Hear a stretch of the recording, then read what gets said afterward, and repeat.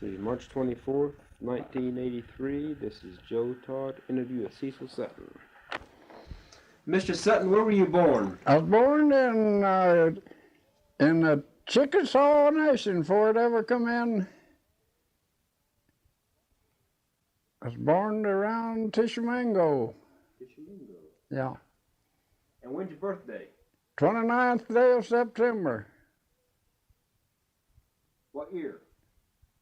In 1892 when I was born. Who is your father? My father was Ob Sutton. What's the first name? Obesutton. Sutton. Yeah. And who is your mother? My mother was Ida Sutton. What was her maiden name? Well, her maiden name was Ida Nanny before she married. Were they both from Chickasaw Nation? Yeah, yeah. When did they come to this territory? Do you know? Well, they come to it before statehood. I don't know just exactly when they did, all right. Let's see. I don't know just exactly what year they did. My granddad and grandmother was born in Kentucky.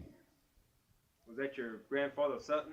No, Grandfather Nanny. That is my mother's name before her and my dad married. Yeah, then they was from Kentucky. My granddad and my grandmother was. What about your grandfather Sutton? My grandfather Sutton, he was born in Tennessee. Tennessee. Yeah. Yeah. What are you doing? Writing a book on this? We're just doing some interviews for the local museum here for the State Historical Society. Yeah. Yeah. What kind of work did your father do?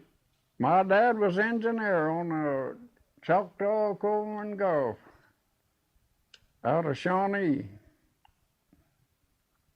How long did he work for him, for the railroad?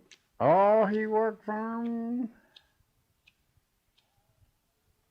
I have an idea he worked for him about anywhere around 25 years. Mm-hmm. Were either one of your grandfathers in the Civil War? Yeah, my granddad was. Grandpa Nanny was in the Civil War. Confederate? Huh? Confederate? Yeah. Did he ever tell you about being in the war? Yeah. Remember any stories? He told me that he'd laid down, drank where the horses had run over the water. He'd laid down there and drank a lot of times, and he said he ate bread that was molded and all, and something like that. What was his name? His full Andrew Nanny, Andrew J. Nanny.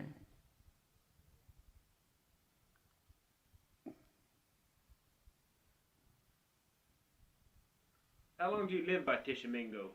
Huh? How long do you live by Tishomingo? I lived down there till I was, let's see, I come up here in I lived down there all my life except I come up here in 1910. Moved from Tishomingo up here in 1910. I've been here ever since. Do you remember the Spanish-American War? Do I remember it? I don't know just exactly where I do know much about it or not. That'd be in 98 and 99. Yeah. I guess I guess I know there's having one all right, but I don't know where don't know where I've got any knowledge of it or not. And the thing that I could tell you to do, I think I remembered it all right. Yeah. Do you remember when the war was over? Huh? Ended? Huh? Do you remember when the war ended? Spanish-American War? No, I don't. I'll just be honest with you. I don't know. Don't know when it is. I ought to know, but I don't. Do you remember Statehood Day? Yeah, What'd you do that day? Statehood Day, Yeah, that was in 1907. 1907, wasn't it? 1907 or 70? 1907. 7. November 16th, 1907. Well, I think in 1907 that become a state down there. Yeah, it become a state down there. I remember that. Was there a big celebration in Tishomingo? Yeah, there was a big celebration there. Yeah. What do you remember about it? Well, I remember talking to old.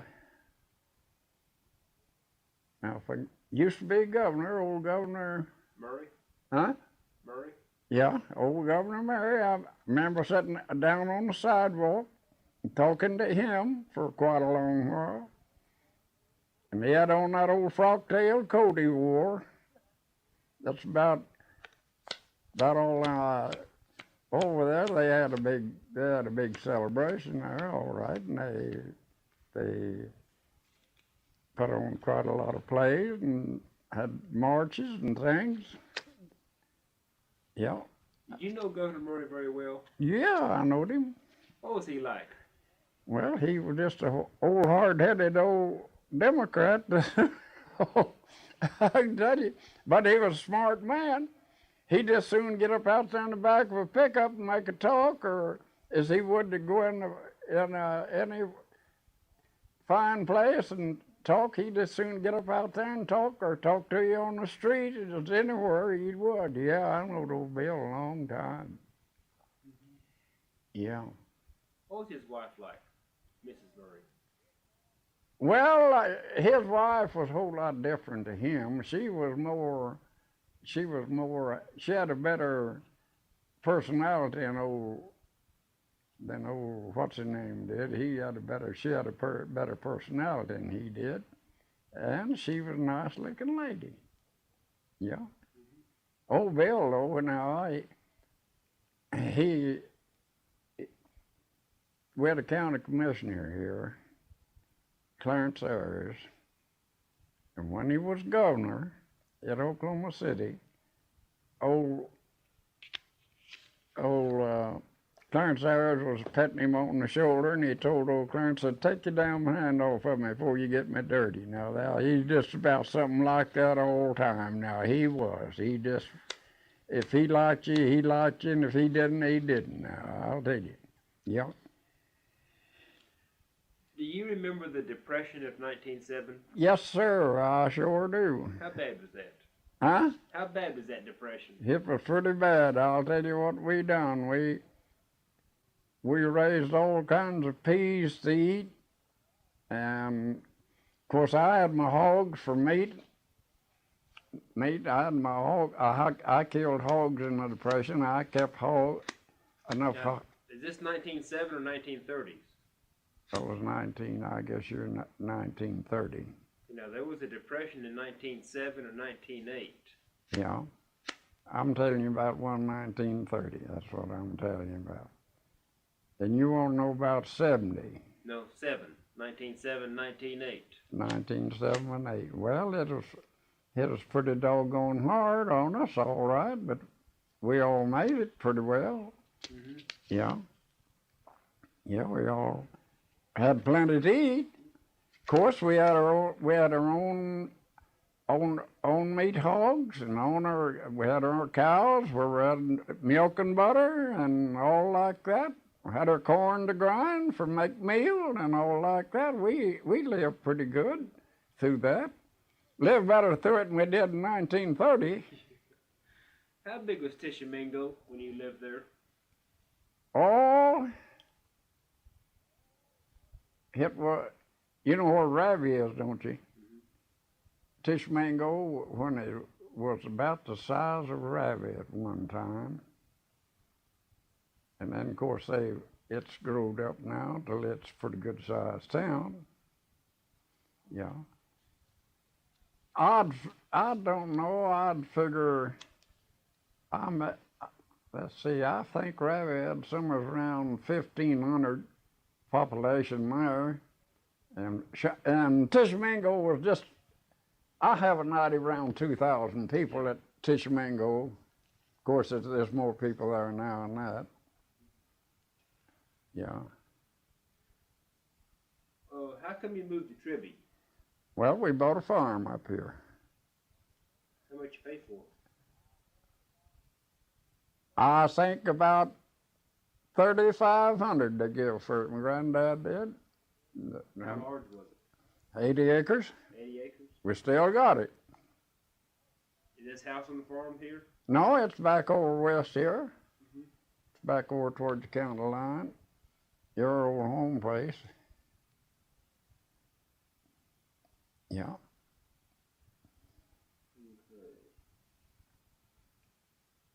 When you lived down by Tishomingo, did you live in town or did you live on a farm? Lived on a farm.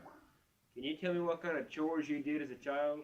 Yeah, we'd go to school. That's me and my brother lives in Houston.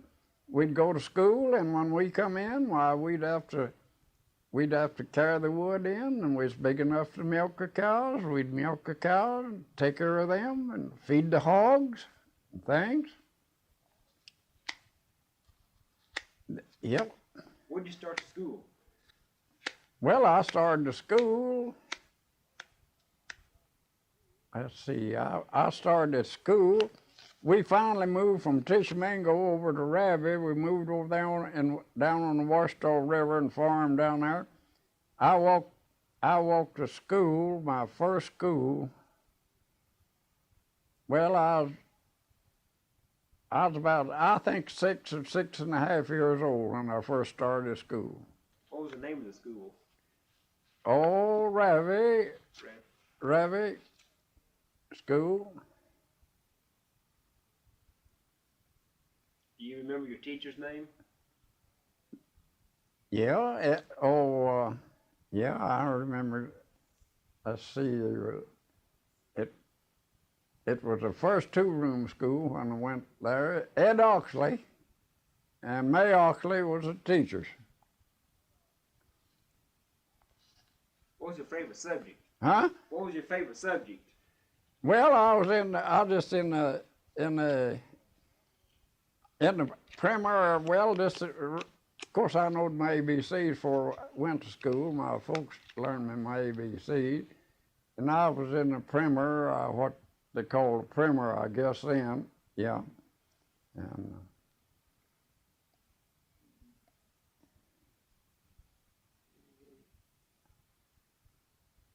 What did you do during World War I? What did I do? World War I? 1917, 1918. 1917, 18. I worked in the oil field. Where at? Up in Kansas. What'd you do? I was roughneck. What'd you do as a roughneck? Well, that brother that lives over town, did you stop over there at the house across the street from the schoolhouse? He was a driller, and I was roughneck. We'd make trips. Now, what does a roughneck do? Well, they come out, they pull a pipe. When they got to make a trip, they pull a pipe and stack it back in the derrick, and then put on a new bit and go back in the hole. Then from then on, while they was busy around there looking after the mud and stuff, and taking samples. What, core samples? Yeah. What oil company did you work for? You mean what drilling company? Yeah. Well, let me see. I worked for 2 or 3 different ones. We worked for, if I can think of the name of them now. Let's see, Rooker.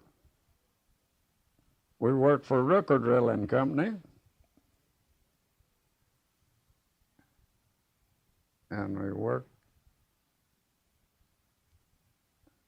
for, let's see, old boy out of.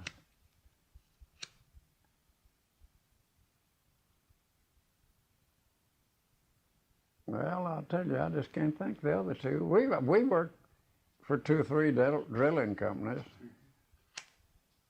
How long did you work for the drilling companies? Well, I retired up there. I retired out of the oil field. Mm-hmm. Did you stay up in Kansas? Did you come back down Come here? back home down here. Wasn't home for 2 or 3 days till the wildlife department come and hired me. And I worked for them.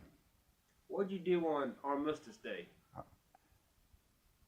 On Mystics Day, I don't know what I did do. I just couldn't tell you. I don't know. How long did you stay in Kansas? Worked up there for about 3 years. 4. What year did you come back down here? Well, my folks live down here. In what year did you come down? Well, I retired and put in for my Social Security, and I forget now when. I tell you, I put in for my Social Security, and they didn't want to pay me what they were supposed to. They're supposed to give me my 3 best checks in there, and they didn't want to do it. And I told them, well, I said I'll go to Oklahoma City today. Up there, and when I told them I'd go to Oklahoma City to get it straightened out, well, they just give me the 3 best checks I drawed. I put in a lot of overtime. Yeah. Did you work in the oil fields down here? Yeah, I worked in the oil field down there. I worked for old T.B.Slick. He was a great wildcatter, you know. Yeah, I worked on 3 or 4 rigs around here. Did you work over Seminole? Yeah, I worked over at Seminole. What'd you do over there? I teamed. What's that? I had a big pair of horses, and I hauled out stuff over their farm onto the rigs and things. Was that in the 20s? Yeah. Did you have the metal derricks or the wooden derricks over there? They had wooden derricks. How deep did the wells go? Oh, they went anywhere from around 4,000 to 5,000 feet. And Yeah. huh? Oh, go ahead. I'm sorry. They've got wells right down near the oil city. You could take a well drill and drill the wells down there. They're shallow wells, and I don't know how long they're pumping. And they opened up a well that they went into. They drilled it, and they didn't need the oil then like they do now, and so they capped it over. And here a while back, they went down there and opened it up, drilled it down a little. It's making 150 barrels a day. And they've got wells over here at Council Creek that's they're flowing. You seen them 3 tanks as you come out here, did you? Yep. There's 3 and 4 transports that sometimes as high as 3 they're waiting to unload the oil. They go out here and they got lots of oil back north and west of here, over around Noble and in there. Yeah. Yeah, I worked for T.B.Slick.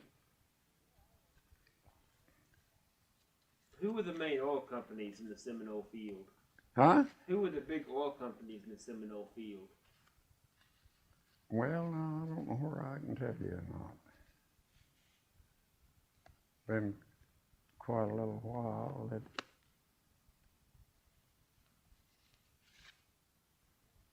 Have any blowouts over there? Oh yeah, and they had a lot of blowouts all right over there. How do you cap those? Well, there's a line runs from the rig to the pit, to the slush pit, and when that stuff gets coming out there, why you just turn that off and let them go through that pipe down into the slush pit. If you didn't, it might. If it didn't have that way, why? If it didn't have it fixed for that way, why? It would probably put your eyes out or maybe kill you when that gas comes out of there, it blowing it. Yeah. Yeah. How much pressure is that oil under when it comes out? Huh? How much pressure is that oil under when it comes out of that hole?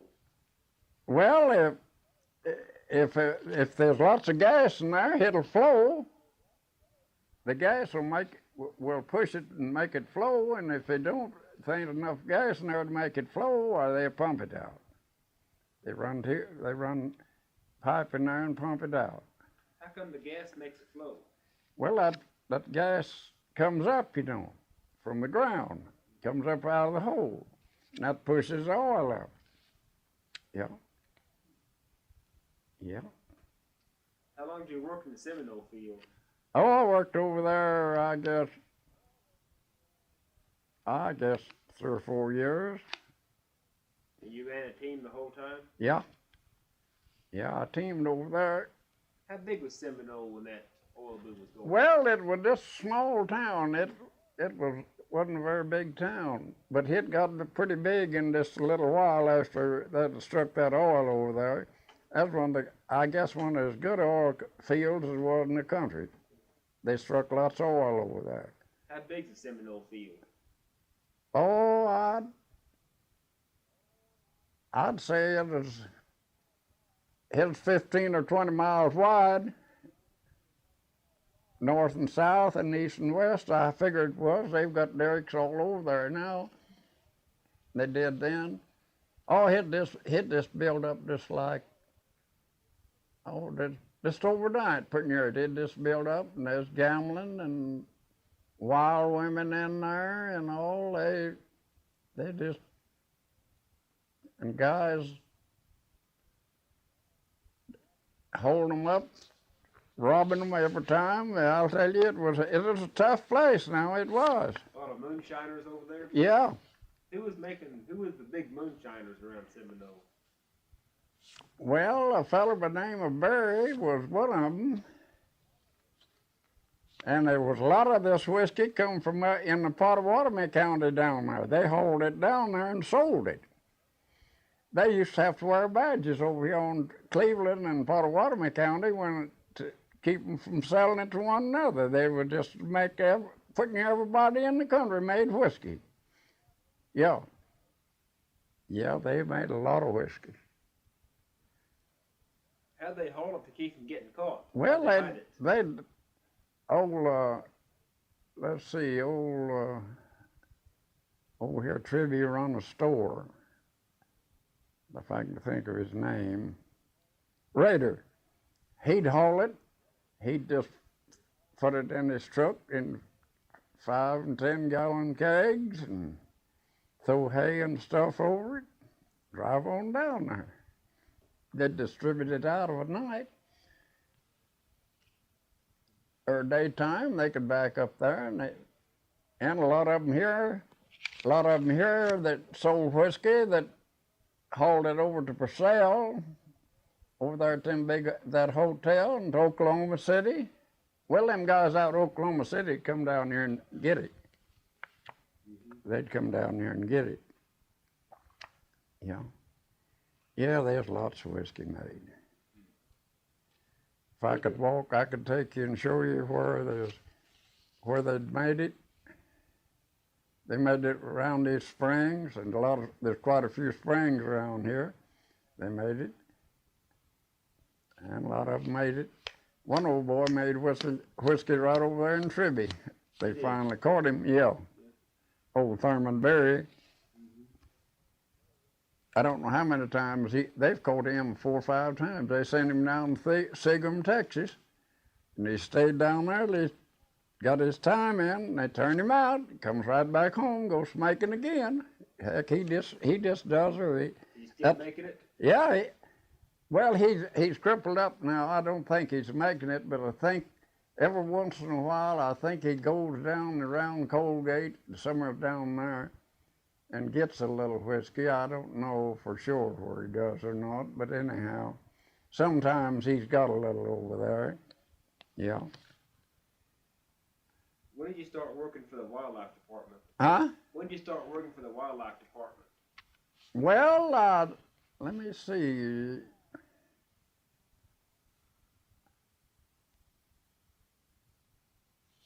Let me see just exactly when I just retired out of the oil field and put in for my Social Security. And I don't know how long I've been drawing my Social Security. If I was going to be hung, I couldn't tell you. I worked for him, I worked for him till I got crippled up. I could be working for him now if I had a good leg. What'd you do for the wildlife? I run a crew up there around Thunderbird Lake, cleaning up where they'd mess up there, where they'd come in to fish and at them places. I run a crew up there. I just had to see it was done. That's all I done. Then I checked out the game at over here at Lexington. When the hunting season over, when the deer season and quail season and stuff's open, I checked out the game over there for them. Were you a game warden? No, I wasn't a game warden, but I knowed a lot of game wardens. When I worked up there at Thunderbird Lake, there was a lot of stealing and stuff. They'd steal a lot of cars, and somebody drive up there maybe and get in the boat and go off across the lake of fishing, and somebody'd rob them. What? Now, what was your last question you want to know? So we were talking about the wildlife department. Tell me about the Depression in the 1930s. Well, I'll tell you what. In 1930s, now there's a lot of people that suffered worse than others. I had hogs, and I had cattle, and I had my meat and lard and milk and butter, and I sold cream. Heck, I've got a bunch of cattle now. I sold cream, and I'd take cream over town and sell it. I'd buy a few whatever had to have, sugar and coffee and such as that. And we planted, we farmed a lot of, we had, let's see, black-eyed peas and whippoorwill peas and lady peas. We'd plant a big pea patch. We'd plant them, and then we'd eat them some of them while they was green, then we'd let them dry. And we'd go out and pick them and shell them. We'd have peas to do us all through the winter then. Yeah. Mm-hmm. Yeah. So you survived the Depression pretty good. Yeah? You made it through the Depression pretty good. Yeah, I made it pretty good. But if this how well now, this young bunch coming on wouldn't know what to do. They sure wouldn't. These kids going to school now, they wouldn't know what to do. Yeah. Yeah, we made it fine. All right. We farmed, and of course we raised some cotton, but we didn't get nothing for it. We didn't. Cotton used to be the money crop here in this. And the boll weevil finally eat them up, and they quit. Heck, you wouldn't think there was 2 gins over there at Tribbey at one time. I've seen bales of cotton backed up there for a block, waiting to be ginned. Yeah.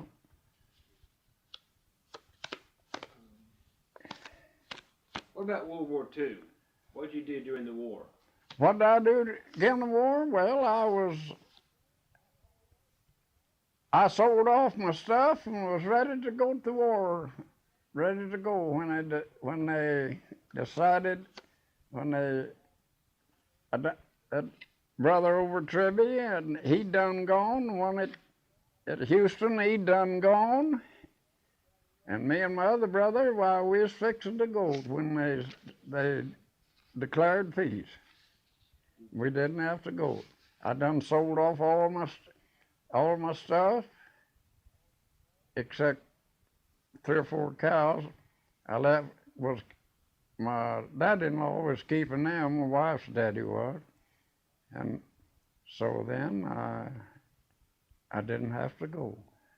Where'd you meet your wife? She was raised right here on this place. When I moved up here from down there, Tishomingo and Ravi, and when I moved up here, her dad run a store over here at Tribbey. And I got acquainted with her. Well, is that somebody in the car with you? Yeah. When did you have them to get out? Oh, no, she's... Got acquainted with her over there, and then I finally went to teaming over there. I went over there, I had 2 teams, and I hauled coal for the gins and unloaded feed, loaded cotton seed, and set out cotton there for the buyers. After they'd buy it, come down there and buy it and set it out. And then I got to going with her, and I was going with her, and so it wasn't long till we got married. What was her name? Isabel Fraser. Yep. Who ran the gins in Tribbey? Well, Tom Cottle run one of them, and old man Foster run one. And you wouldn't believe it, there was 2 lumber yards there at one time. It don't look like there's ever been anything there. How big is Tribbey now? Oh, I have an idea. There's probably 40, 50 people lives over there. Summer's in there, counting kids and all. I have an idea about that. How much cotton could they gin one day? Oh, they could gin it. They could gin probably 75 or 80 bale a day. Yep. Did they run? What kind of engines they run with? Was it steam engines? Yeah. Yeah. Yeah. Now, how does a gin work? Well, they had a place where they gin this cotton, and the cotton seed would go in the cotton seed house, and the cotton would come.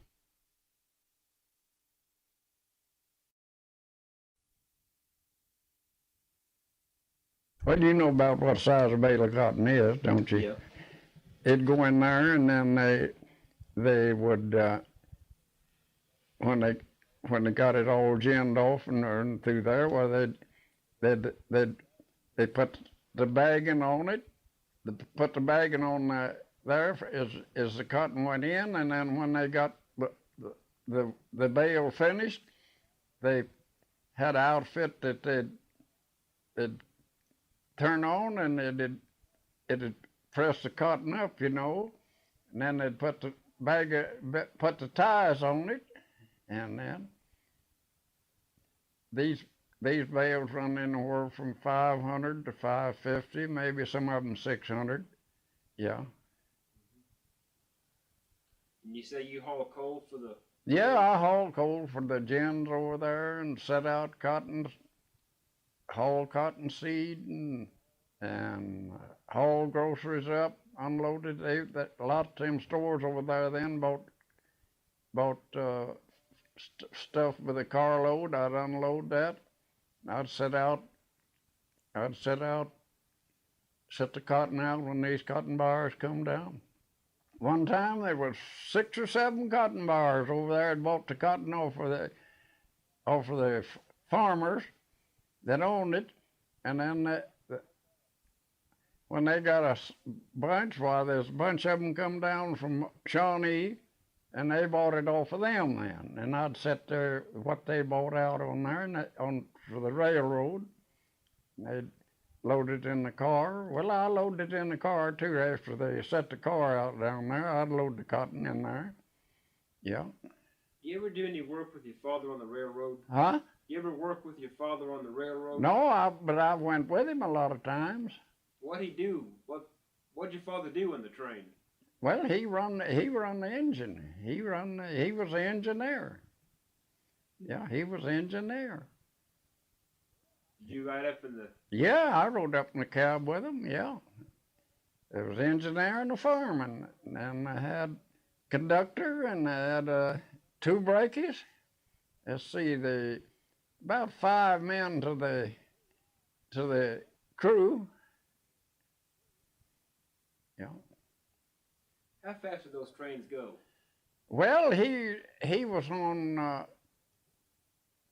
They'd run anywhere. He was on the freight line, and I have an idea around 45, 50 miles an hour. How many cars could they pull? Oh, they pulled anywhere from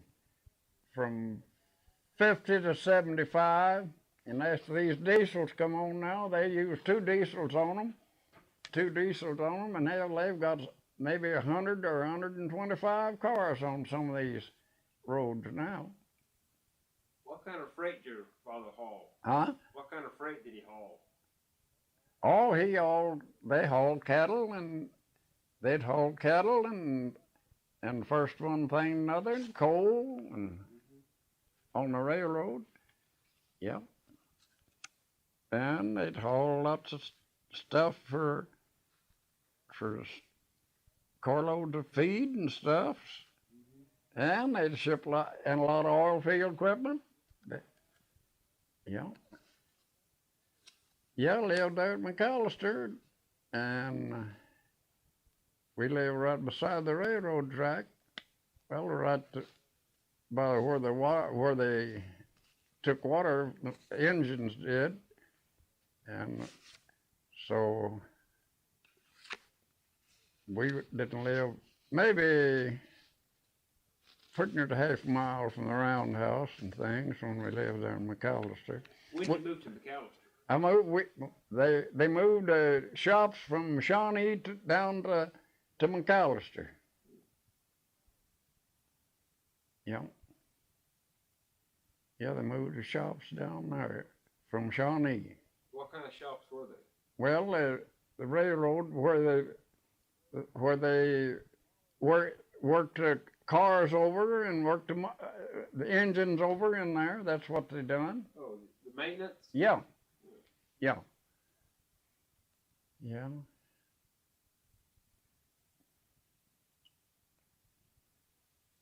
Whenever you first bought your farm up here, Hmm? when you first bought the 80 acres up here, Yeah. did you use a walking plow? Yeah. Walking pound and walking cultivators. How much did you plow in a day? How many acres? Oh man, if a man was listing, he could list about 4 or 5 acres a day. Is that a good team? How many acres you have under cultivation? Well, let's see, I guess we had about 45 acres in cultivation, and the rest was in pasture, and then we rented land and farmed it too. There's 4 of us boys, you know, and we, yeah. What time of year did you butcher? Huh? What time of year did you butcher? Butcher? Oh, anywhere from, let's see, long up in the fall about killing hogs, while a bunch of us meet together. We'd say, well, you've got some over there you kill, well, let 2 or 3 of us go over there and help you kill. And then when I got ready to kill, well, some of them come and help me kill. Long in that, when it began to turn cool, so the meat would keep, we'd kill them hogs and hang them up and let them cool out, and then we'd cut them up. Then we'd put them in, take out the bones out of the shoulder, out of the hams, and we'd put them down in salt, keep them in salt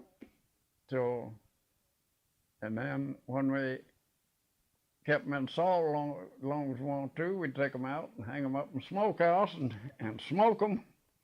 Take hickory wood and smoke them. Heck, it was good bacon, we had good ham and all, yeah. How long did it take to smoke a ham? Oh, we'd smoke them maybe for a week or 2, just keep a continual smoke in there, just out of green hickory wood. How come you have to let the hog cool out? Huh? How come you had to let the hog cool out? Well, they cut up better after they cooled out. We'd cut them up. We'd kill hogs like today. Well, we'd hang them up in the smokehouse and let them cool off, and then they'd be easier to cut up. I bet there ain't a man in this country right now. I bet that you couldn't get out here and find 4 men that know how to cut up a hog. And I'll bet you I can cut up one today. Yeah.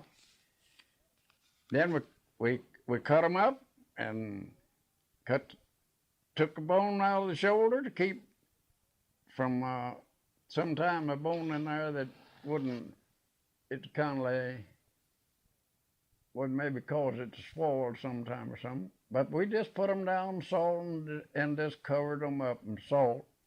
And then when we went to smoke them, we'd take them out and wash that salt off of them, wash it off, hang them up in the smokehouse, build us a fire, take the salt, leave the bacon and the shoulder and ham. We'd take the hams. Well, we'd smoke all of them.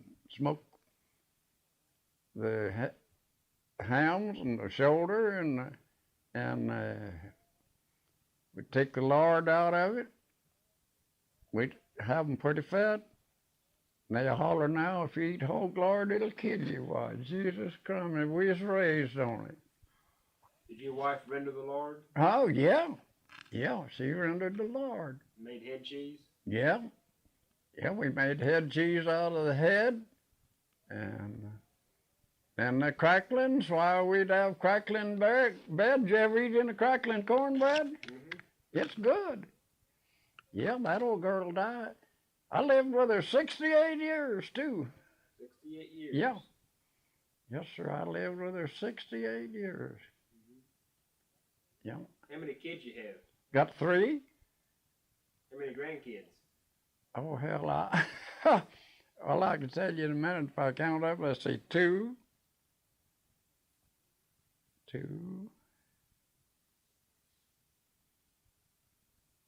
3, 4, 5. I've got 6 grandkids. How many great-grandkids? Got 1. 1. Yeah. 1 great-grandson. Well,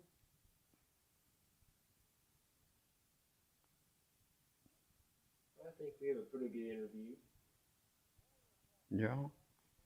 Well, there's lots of dates and things that I couldn't tell you just exactly what dates was.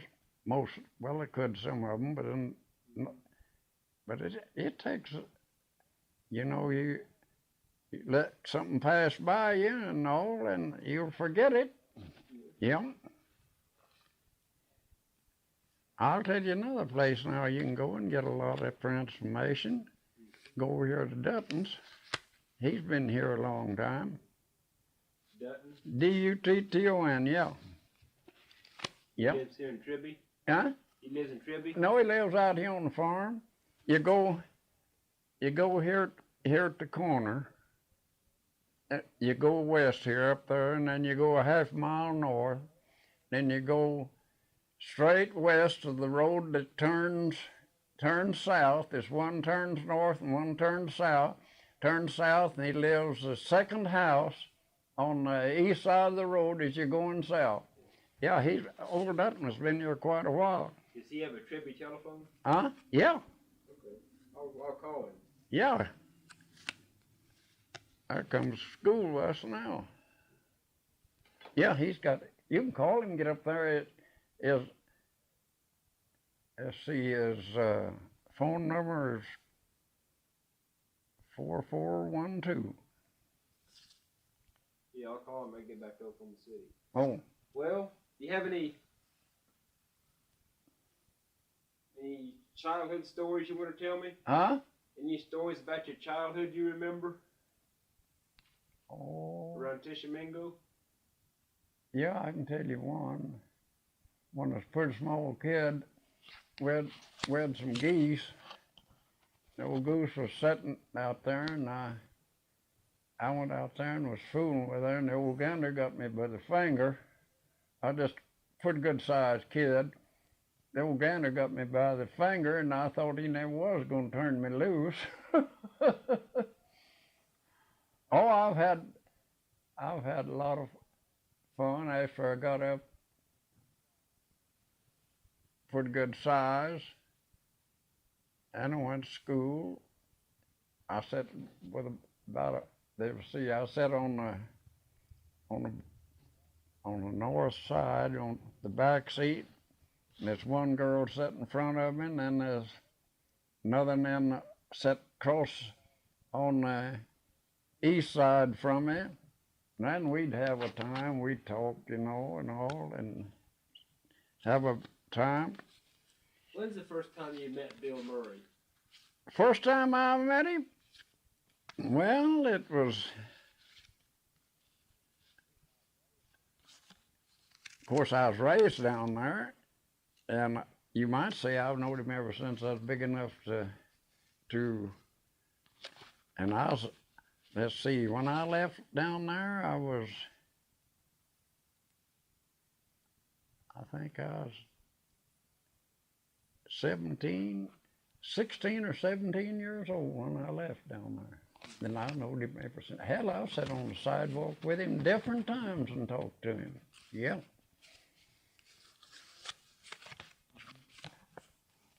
What's Mr. Dutton's first name? Leldon. Eldon? Leldon, L-E-L-D-O-N, Leldon Dutton. Yeah. Well, Mr. Sutton, we have a good interview. Okey-doke. Well, I wish to know more to give you, but Thank you. yeah.